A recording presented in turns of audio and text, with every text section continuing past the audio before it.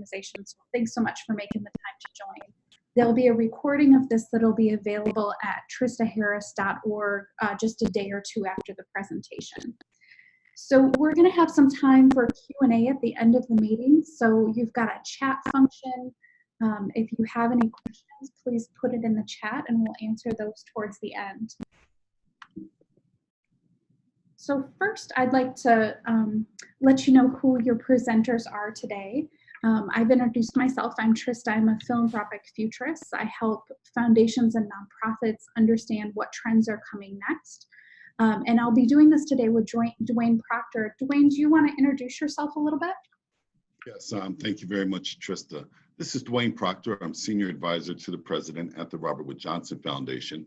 And the work that I do here is focused on equity, diversity, and inclusion for the foundation as a whole.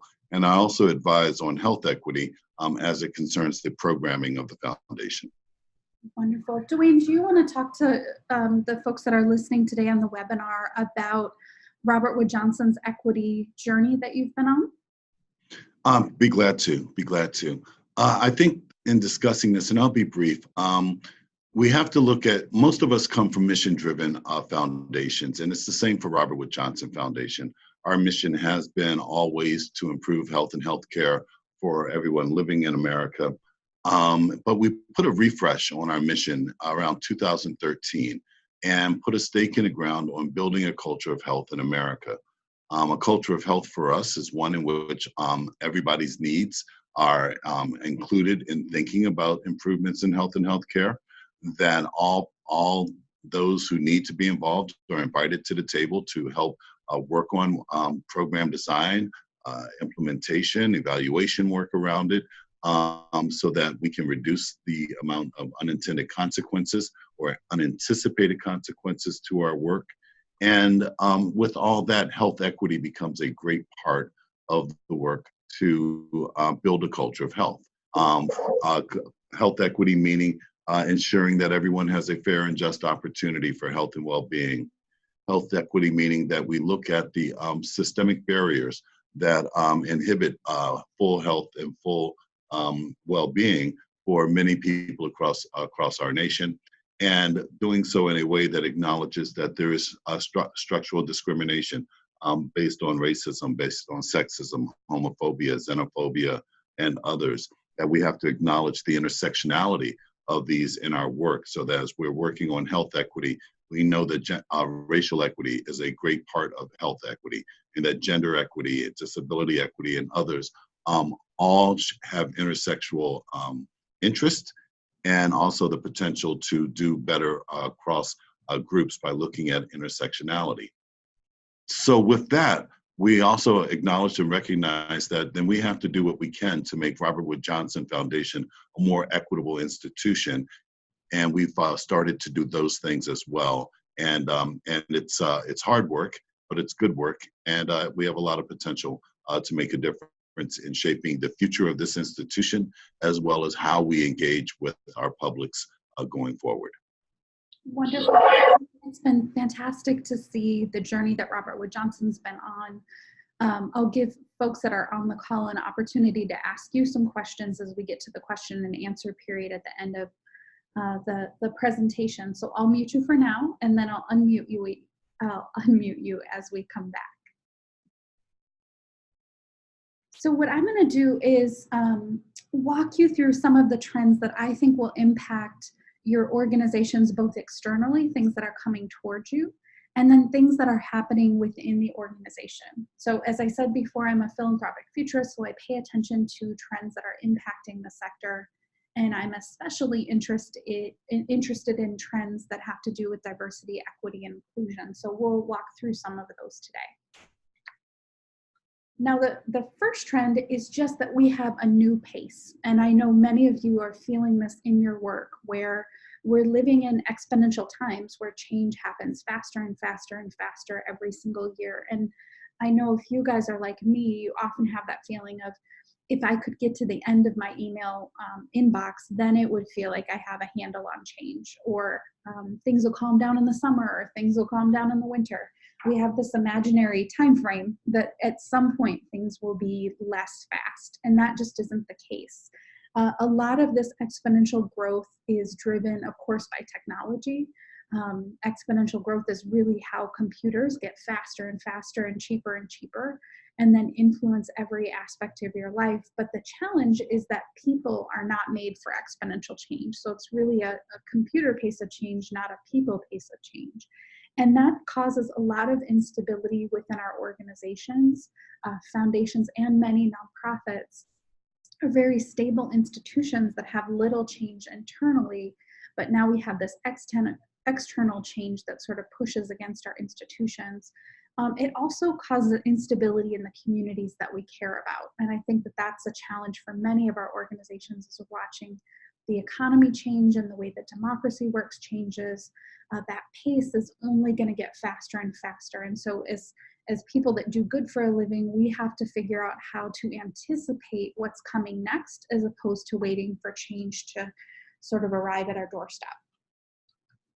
The next trend is, I think that all of this racial unrest that we're seeing in the United States, that a lot of this is actually about artificial intelligence and robotics. And so we have an economy that has changed years ago, where more and more things are automated. Artificial intelligence is being used in ways that we can't even imagine, where doctors are using artificial intelligence to diagnose cases.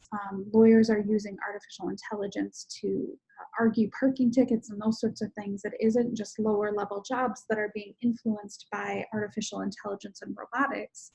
And what that means is that our economy is changing really, really quickly. But as a society, we don't talk about those sort of changes. It is just something that's happening in the background. And so a lot of folks have an old story that immigrants and people of color are taking my job. And that old conversation then creates a rise in new hate. And so in many of our communities, we have this resurgence of neo-Nazism that's happening. And a lot of that is about economic frustration that I think really has little to do with people of color. And so as organizations that are working in this sector, I think it's our responsibility to make sure that we are having conversations about these changes and what they mean for our communities. What does job retraining look like? What do things like universal basic income mean for our local communities? Because if we move towards a time where less and less people are employed because computers are doing those jobs instead of people, it's going to have a huge economic impact on our communities, especially communities of color. And so I think it's important for us in the sector to pay attention to these issues and see what they mean for the things that we care about. The next trend are skills for the future. So if you took Laura Ingalls Wilder from the Little House on the Prairie books, if you put her into a Target, she would lose her mind, because there are artificial lights and there's 30 different types of shampoo. It's just so different than what life looked like in the 1800s. But if you put her in a school, she would probably know exactly what to do, because it feels very, very similar. We have a school system that is built for sort of an agricultural time where kids are off in the summer. We're teaching people how to sort of memorize and be part of an assembly line, because those are the sort of jobs that were needed as those systems were developed. And so the challenge is, what do our kids need now? And I think the skill sets that are needed for the future, after talking to other futurists that work in the future of education, students need the ability to partner with technology. So computers cannot do anything on their own. They need to be programmed, and they need to be sort of geared towards things that are important in our community. And so we need students that are able to partner with technology to give value. We need people that are able to remix and bring two different technologies or two different innovations together to create something new. And then we need people that have cultural flexibility. So we are more and more of a global economy, and many of us have team members that are based in other cities or other states or even other countries. And having a workforce that's able to manage all of that change is really, really critical. I think when it comes to equity, the piece that's really interesting to me is that students of color are actually great at all of these skill sets. They have had to be culturally flexible since the dawn of time. And in that, they're actually really well prepared for a global workforce. And so instead of looking at kids that have often been seen as marginalized, I think we're going to see opportunities to harness the skill sets of those children and really have them lead in this new economy. So for our organizations, understanding how to help schools make that transition and how to change the conversation about kids of color and the skill sets that they bring moving into a future workforce. The next trend is about a new urgency, especially around climate change. So there's about 100 companies that are responsible for about 70% of the world's greenhouse gas emissions. And because of that, I think we're going to see an increased foundation focus on shareholder advocacy to hold corporations accountable for their impact on the climate, not just focusing on our individual recycling or are we using straws, that sort of thing, but really where is the bulk of this influence on the climate coming from, and how do we influence those companies to create a change? I think that nonprofits are also going to focus their efforts on climate change and how it is impacting especially low-income communities. There's a lot of conversation about how high wealth communities are going to sort of be able to buy their way out of climate change in a way that lower income communities can't, by being able to relocate. Or with the California fires, we saw a lot of both celebrities and insurance companies that were insuring really expensive homes bring on private firefighting companies to be able to protect those specific neighborhoods. And so this is going to become a huge equity issue as we move forward. There are already climate change refugees in the United States. We have Alaska tribes that have not been able to have the sustenance that they need through hunting like they have in the past because of changes in climate. And then we've also had a tribe in New Orleans that has had to relocate because of rising sea levels. So I think it's not a surprise that Native American communities are actually the first that have been impacted in the United States by climate. And as we think about equity, we have to remember that communities of color and marginalized communities are disproportionately impacted by these changes. Next, we have a new equity focus that I think we will see on the foundation side. So while whites and blacks use marijuana at similar rates, African Americans are more than 3.7% times more likely to be arrested for marijuana possession. This criminal record can impact job prospects, public housing eligibility, and even student financial aid eligibility. So a growing number of foundations, especially community foundations that are in states that have legalized marijuana, are starting to fund organizing and tech tools to clear the records of people with marijuana-related crimes. So as you think about your own organization's work, if you are working in social justice areas, justice in general, criminal justice, those are places where we're actually going to have to figure out how to right a wrong that's happened. And so if we have more and more marijuana dispensaries that look like an Apple store, we have a lot of cleaning up that we need to do on the criminal justice side, because there are a lot of folks that are in jail for something that's actually creating a lot of tax dollars now in communities. The next trend is new types of cities. So there's a big question about how we're building equity into the planning of cities. There's going to be a need for more connected cities and cities being planned around people's well-being. Foundations are starting to learn how to influence city-scale development projects, and nonprofits are learning how to be at those tables as decisions are being made about how cities look and feel. I think that we'll be able to harness the power of collective impact tables, bring together more flexible resources for authentic community input, have global idea exchanges where we talk to folks in other countries that have developed cities in a way that looks like the way that we'd like our cities to look in the future. And then we need to engage citizen-focused design experts as we're bringing these things together. So in the past, cities have really been kind of developed haphazardly often. There are some zoning regulations on those sort of things that happen, but we don't have enough conversations about how cities feel for people as they are walking in the street, or how they're engaging, or how accessible they are. We haven't cleaned up a lot of the efforts around redlining that have happened in the past. And so there is a lot of work moving forward, thinking about what cities are going to look like. I think we're also going to have some changes around what cities look like and where people choose to live. So on one side, we're going to have the rise of mega cities. So those are very, very large cities with many people living in close proximity together. Many of those folks won't own cars because they can access anything that they need by public transportation or Uber. At the same time, we're going to have a rise in rural growth. So with the advent of self-driving cars, and Uber is developing something called Uber Air, which is low-cost transportation by air in between set points, it'll make it easier for you to live farther away from where you work.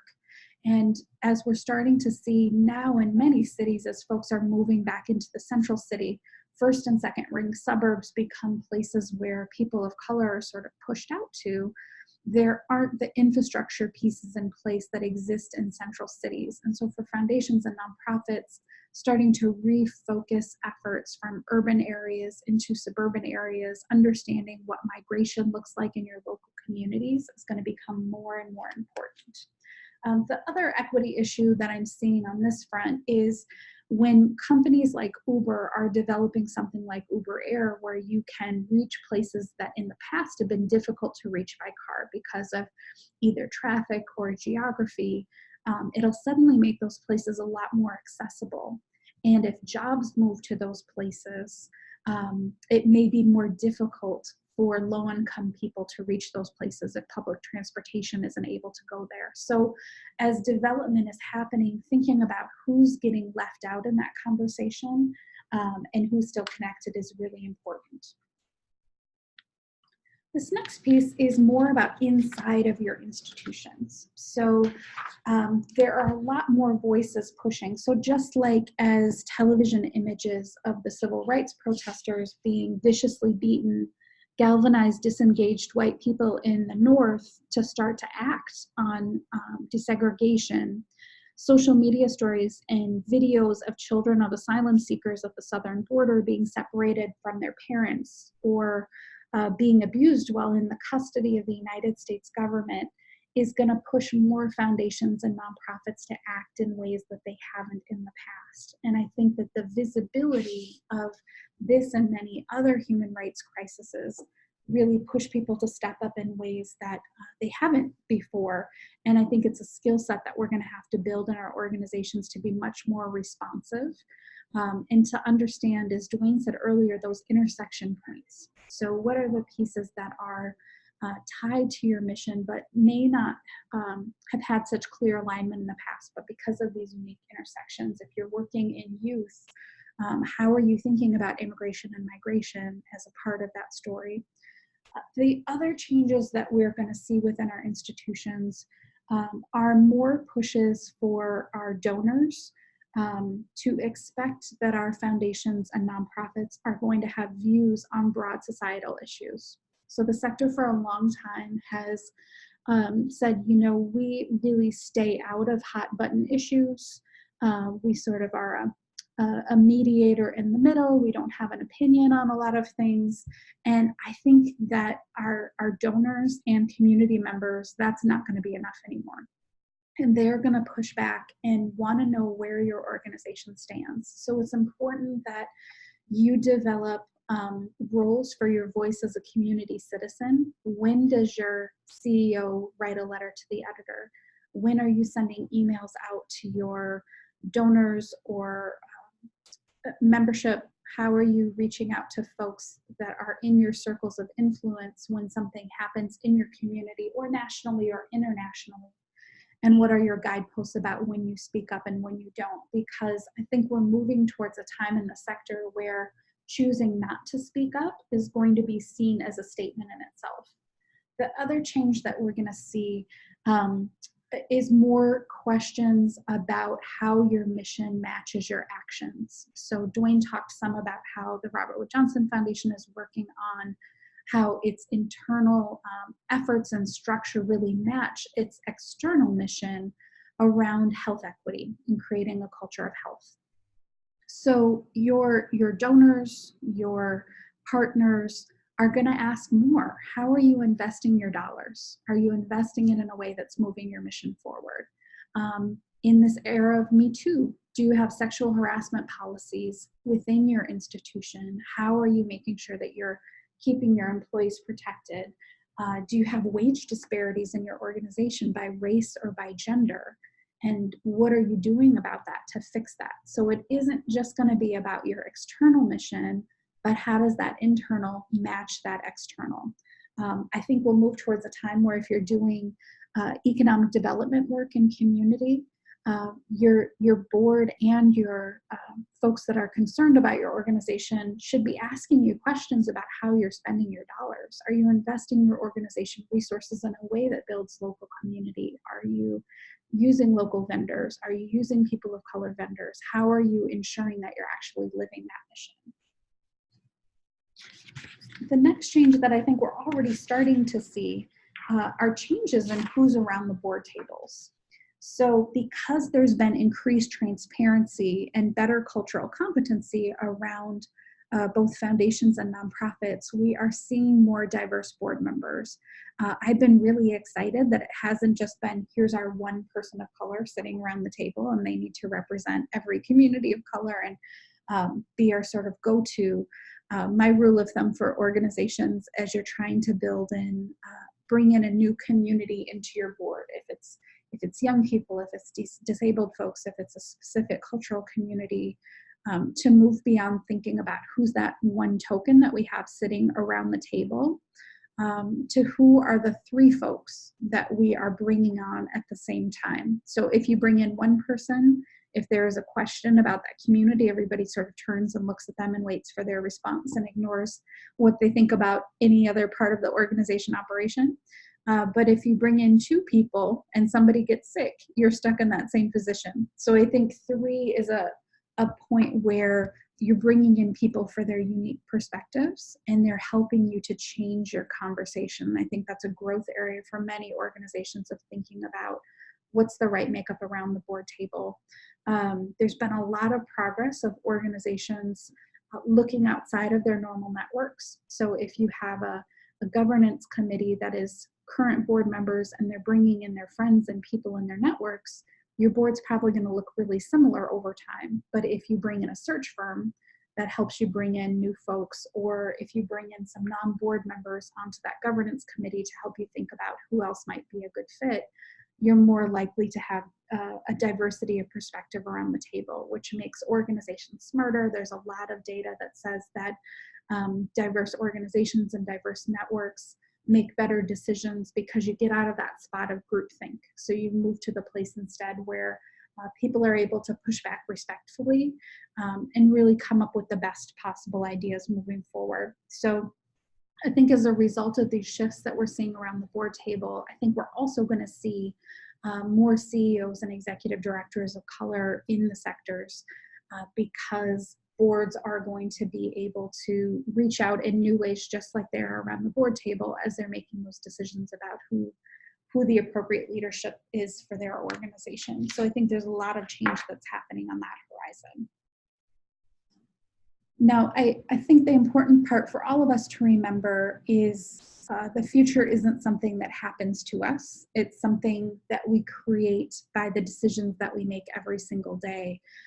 These trends are not sort of a crystal ball piece. It's really about helping each of you think about what is coming next for the causes and communities that I care about. How do we make sure that my organization is more equitable in the future, both based on those external factors that we talked about that are pushing on your institutions, and then the internal changes that we're seeing in those internal pushes that are happening. So Dwayne, I am going to unmute you again, and I'd love to ask you a question about what the Robert Wood Johnson Foundation has been learning in its own quest to become a more equitable institution? No, I'm glad to address that question because learnings have been rich. The learnings are ongoing. Sometimes the learnings can lead to frustration, but we like to turn that around. And just like every crisis is an opportunity, look at those frustration points as areas that we need to address further. But to be clear, we've learned that we have to do more than speak our intentions.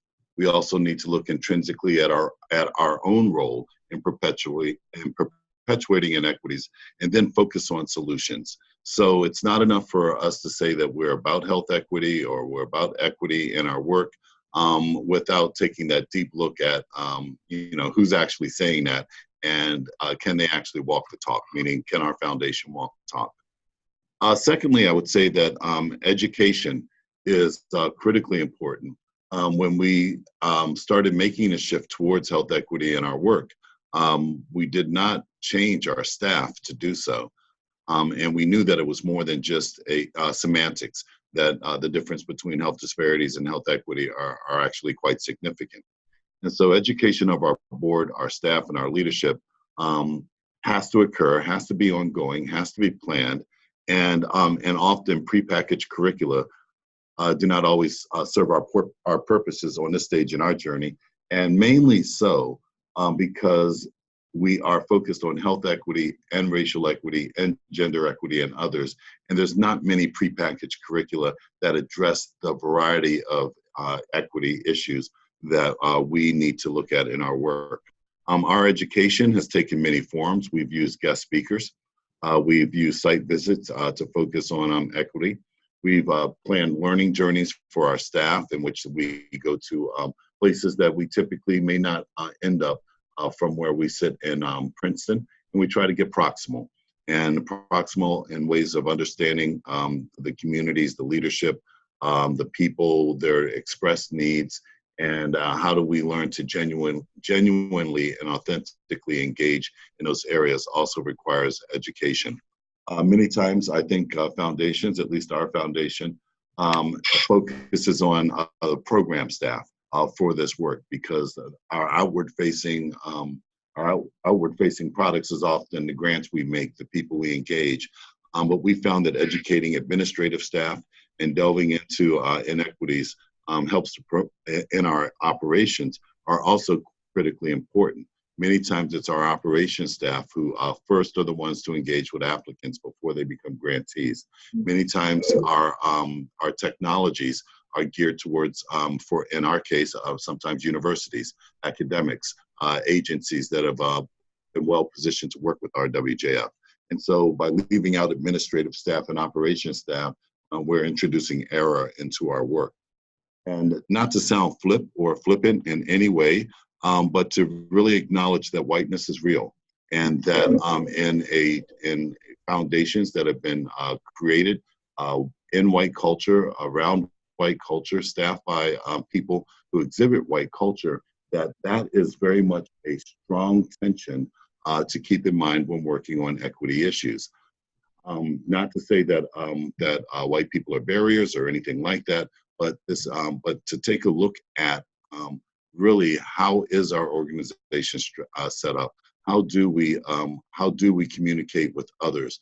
Do we do it in ways in which it's inclusive and appreciative, or is it in a more talk down, talk at you perspective that sometimes go along with the ideas that we know who we're talking to when we really may not understand who those people are? Intersectionality is important because when intersectionality rises in conversations about equity, it can often lead to going down a rabbit hole of being very specific about a particular type of inequity or equity issue, and leave behind issues that are harder to deal with, such as those that arise when you're working on racial equity. And I'm often saying, and I believe it's true, is that there is no exit on the equity highway. So often people will say, well, how do we know when we get there? We need to have a final destination so we know how to get there. And sometimes addressing that in a way that gives a definitive endpoint is also another way perhaps letting people or an institution off the hook because the sense of urgency can go away or be sidestepped to know that in July of 2025, we will be there. And so therefore, we don't have to work very hard in the moment, as an example. Those are just a few of the lessons that we've learned, but those are the ones that stand as barriers to those of us who care about doing this work. For folks that are listening to the webinar, if you have questions either on the trends or on the institutional work that Dwayne's been talking about, please put it in the chat so that we can move to that when we get to our question and answer. Dwayne, the piece that I really appreciate you talking about is that internal and external work, because you're right, for many institutions, they lean on that, the program staff or to really be the lead on diversity, equity, and inclusion. And often when you look at the staff in those positions, they are much more likely to be people of color. And so an organization can sort of check the box and say, yep, we figured it out. But I think the place where it gets the most frustrating is when that inside work isn't aligned with the external mission. So we say that we're about this, and yet we have huge salary disparities within the organization when it comes to staff of color. Or we say we're about this, and we don't ever hire any consultants of color or vendors of color. And I think that really can ruin an environment for staff within the organization. And for your external folks that are connected to the organization, they may feel like you're really not about it if you're not aligning those pieces. So, Dwayne, can I ask you another question before we get to questions from folks that are listening? I'd love to hear some of the pieces that have been hard and what isn't working when it comes to or what hasn't worked in the past when it comes to Robert Wood Johnson Foundation's journey, because I think we often get really good at sharing with each other the best practices piece, but it's often the places that we bumped our heads that's the most useful for your peers that are listening in today. So do you want to talk a little bit about some of the pieces that have been difficult? No, thank you. Yeah, and it's been really interesting. Like I said, if you could take a crisis and turn it into an opportunity or a frustration and make it a potential outcome, you really are making progress in those ways, even though it may not seem that way. I think what we've had to be careful about and struggle with are ideas around staff and institutional fragility.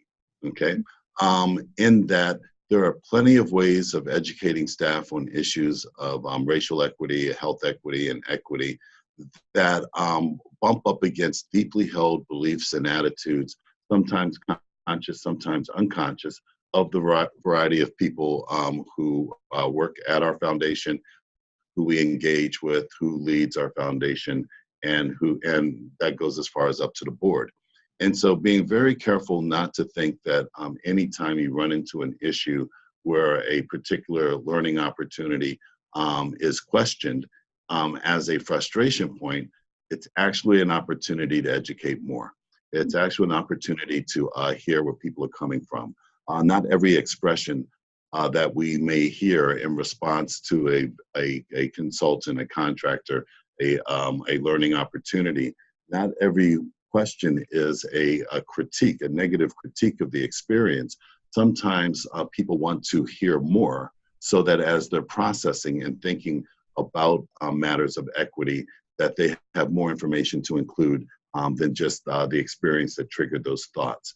And so finding a way to be open and be perceived as open to help people along on their journey is really, really important. And it's been a struggle, but it's been a good struggle to the extent now that the last time I presented to our board of trustees, they expressed not just great optimism about health equity, but they expressed that they really want to learn more. How can they also participate in the types of learnings that staff have?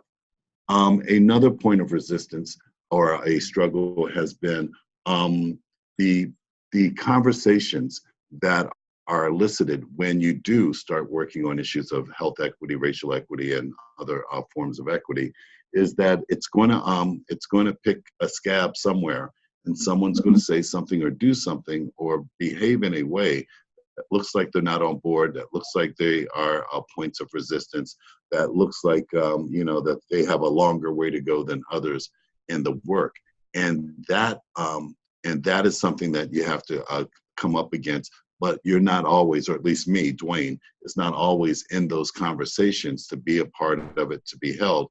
In fact, I've noticed that many of those conversations purposely seem not to include me, which I think is fine too. If you expect for others to take ownership of these equity issues, then they need to do so in their own ways and self-organizing. The third thing that I'll point to is that it appears that in the work that we've done, that we found that the issues of trust are critically important and something that staff may not articulate in a direct way. But when you look at people's reactions to things that are upcoming or things you may want them to participate in, situations regarding confidentiality, privacy, perceptions that may influence performance reviews at the end of fiscal years, et cetera, will rise and need to be addressed. Whether it's addressed in the work on equity, diversity, and inclusion or not, or if it's addressed in other ways, it's really important. So let me give you a clear example of what I mean.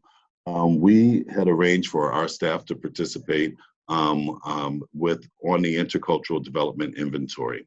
As we were preparing for this assessment of interculturalness, you might say, or signals of implicit or unconscious biases, our staff, many of our staff were opting out, did want to participate, thought that I received notes at one point in time under my keyboard, which was interesting. Like I leave the room for a second and I come back and it says, listen, I know that I'm biased. Why do I have to prove it?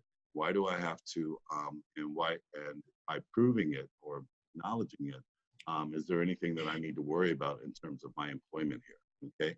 And as awkward as all that sounds, that's very, very real for people and needs to be taken into account as well. Maybe not as part of the EDI work, but if you end up noticing something like you have this vast area of mistrust between what staff are interested in participating in and what the institution is saying that you really should participate in, you can run into situations that you need to address on other issues for the institution. But last note on this, even though there was some resistance and these questions were raised about our intercultural development inventory assessment, we had 90% participation rate overall, and we had staff who were out on a variety of different leaves and things like that. When they came back to work, they asked to participate in, they wanted to take the IDI and be on board like everyone else. So things may be a struggle, but struggle is important and the struggle is real. And it's things that we all need to address in our work. I think that's a really important point about both the struggle piece and the discomfort. And I think for a long time within our institutions, we let discomfort stop progress. So if it made a staff member uncomfortable, then we're not going to do it. And John Kubara has a great quote about, you can't move everybody, but move those that you can boldly. Mm-hmm. I think that as we're doing the diversity, equity, and inclusion work, moving to the place where the organization is willing to move boldly in that process and to provide staff with the support that they need to move along, but that personal discomfort can't stop organizational progress. Just like if you got a new database and somebody said, well, I don't like it, I like the old database, you don't stop that implementation because somebody's uncomfortable. You provide the supports and the tools that people need to be successful in their role. But I think we've used different standards when it comes to equity than we have with any other organizational change effort. And I think we're finally moving towards a spot where organizations are realizing that it is organizational change and it is about effectiveness. And so we have to hold staff accountable. Agree.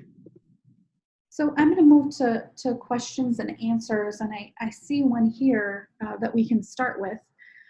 What would you recommend is the first overarching step moving forward with racial equity and health equity after an organization has agreed that this is the path that they want to take? So, Dwayne, do you want to talk a little bit about what you see as some of those first steps? Yeah, thank you. And it's a great question too. And, you know, the first step that emerged for us, besides, having staff discussions with, as we typically do, we have a weekly meeting that involves program staff, and once a month we convene all staff so that everyone is engaged on important issues. But the first thing that was really important that we did was something that staff raised as very, very important. And what they said was, well, if we're going to do this work on health equity, we need to have some principles for our work. Like, we need to have a shared mutual understanding of what we all mean by this. And so for the first 90 days of this work, town hall meetings, focus groups were held, writing sessions, opportunities for everybody who cared to edit was involved. And we came up with health equity principles for our work. Principles that said things like this: we must hold up inequities whenever we see them, even if we are the ones perpetuating the inequitable situation. The principles give a nod to having authentic and genuine engagement with the beneficiaries of our work. Often those genuine conversations are with our grantees, at least for us, because we're a national foundation and we don't often get to touch the people who we're trying to help. But this new principle that was put in place has led to a lot of different learning agendas that different units within our foundation has set up for themselves. How do we engage authentically? What does it mean to appreciate someone's perspective across a different sector or a different way of life? How do we make certain that it is beneficial for those that we're engaging with, and we're not just using them to gain data that we will use to create programs, design programs, and others? How do we make certain that we keep them along with us? And I think that it was once we had those set of principles in place, they were informal principles. We never took them to our board of trustees. You've heard me mention them a couple of times, but nothing, no one's ever read them to the board or anything like that. And that document has been in place for about 3 years and seems to be evergreen and very much helpful in keeping our faces towards the North Star that we're really trying to get to. The piece that's interesting as I look across different organizations in the field, these first steps really can come from anywhere. So, Dwayne, you talked about a model that it's really the sort of senior leadership team and the diversity and inclusion committee that have been moving forward some really great work. But in some organizations, it's the board of directors that's asking for this, and that has to do with that trend about who's around the table and who's asking those questions. And then in other organizations, it's really unofficial groups of people that are pushing these efforts forward. So sometimes it's like an informal lunch reading group that's reading White Fragility and starting a conversation within their institution. And so some of those first steps are really sort of non-sanctioned. And I talk a lot about, are you part of the Forgiveness Sisters or Permission Sisters? And that, sometimes it's just about moving stuff forward and then waiting for somebody to tell you to stop rather than waiting for permission to get started. And each of you has a sphere of influence where you can start to build equity into the way that you're doing your own work and influencing those that are close around you. And that also changes institutions. So I think too many of us are we get stuck on that first step if there isn't either enough permission or an organization has agreed to do it, but they don't want to step forward until they've got, a 2-year plan to be completely an equitable organization and everything's fixed. And I think to your earlier point, this is really cyclical work where you move forward and you develop and you change and you grow, and then you find another area that you need to strengthen, or maybe haven't figured out the intersections piece, or maybe you haven't figured out how to be more welcoming to the trans community. What do you look like as an institution as you move those efforts forward? And it just gets deeper and stronger as you go. But I think for most institutions, it's just about being willing to take any first step and any second step and any third step and just keep on pressing forward, and really great change happens. Dwayne, I have another question for you here. Are you seeing more foundations that are thinking about this sort of work and how to become more equitable? And what do you think might be driving some of that? You know, the more I engage with my colleagues in philanthropy around the country, I am seeing more foundations not just speak about equity in their work, but taking practical steps around it. Everyone doing it in different ways. And so I've noticed that uh, the drivers seem to be um, allies in philanthropic work that we all may have heard of or have some relation to. So, for example, Catalyst, the new way that the Foundation Center and GuideStar are working together to shine a spotlight on equity bright spots, as well as hold foundations accountable for their work as a GuideStar and Foundation Center have come together. Groups like Living Cities and others who are asking for requesting the demographic information about staff composition, about board composition, around grantees, applicants, and even demographic information about region of the country for us in which we fund, are all holding foundations accountable and spurring action and movement. So we have to throw a couple of bouquets towards our allies outside of philanthropy. I've noticed that there's been a number of high-level collaborations between foundations, and I can only notice things that I see from my purview. And so many of my examples will have to do with health in some way or another. But there's work that Keisha Harris is doing to bring together groups of CEOs to learn about racial equity together. Last I looked, there was somewhere between 20 and 30 CEOs involved in that work. There's groups like the Executive Alliance for Boys and Men of Color, again, a CEO based funders network that look at issues of improving life chances and for boys and young men of color as they do their work.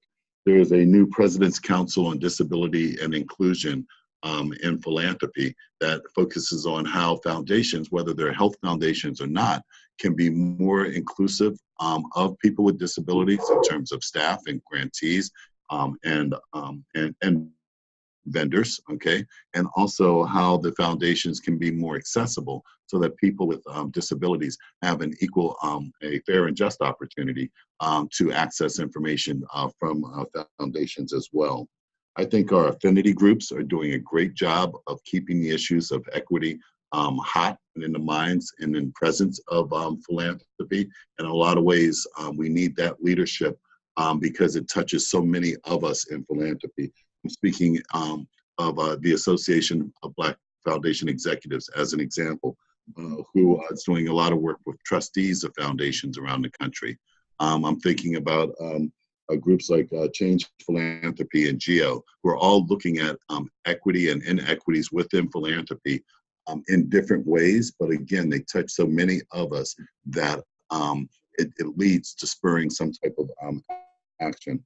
And the last group I would like to point to, I think, is what I want to call philanthropic media. So you have new authors who are looking at things like decolonizing wealth, the work that Edgar Villanueva has done. People like Anand Gardis, who's looking at, who wrote the book Winners Take All, also looking at new ways that philanthropy could work. I think Inside Philanthropy is another organ that really does press philanthropy on the equity issues by highlighting both equities and inequity groups. And also I would go with the National Center for Responsive Philanthropy. Now I pull all these examples out because these are who I stumble across in my work, but I know that there are others in other aspects of philanthropy and other sectors beyond health and healthcare that are really helping to hold foundations accountable. And by having them do the research, publicize the research, and otherwise think about their role in inequities. That's wonderful. And I think those affinity groups are another place that we can influence. So, you know, all of us are thinking about how to do this within our institutions, but you are also folks that have a voice when it comes to those affinity groups that you're a part of, or regional associations for philanthropy, or statewide associations for nonprofits, and requesting that there are conference sessions and keynotes and newsletters and things that are spreading out into the field when it comes to this really are what change practice. I can't tell you the number of folks that went to a GEO session that was about racial equity, and it was a wonderfully done panel, and it changed work across a ton of institutions that were in the room because of what they learned just in that 1 hour. And so you have a lot of power as members to be able to change those conversations as well. I'm gonna wrap us up now because we're getting close to time, but wanted to let all of you know that you will have access to the video from this. I saw some questions about the list of mentioned groups. You'll be able to see that in the replay. But I appreciate the work that all of you are doing to create a more equitable future. And I think it's these sort of places where we can connect together and share lessons learned that really great things happen. So thanks so much for joining us, and have a fantastic day. Thank you, everyone.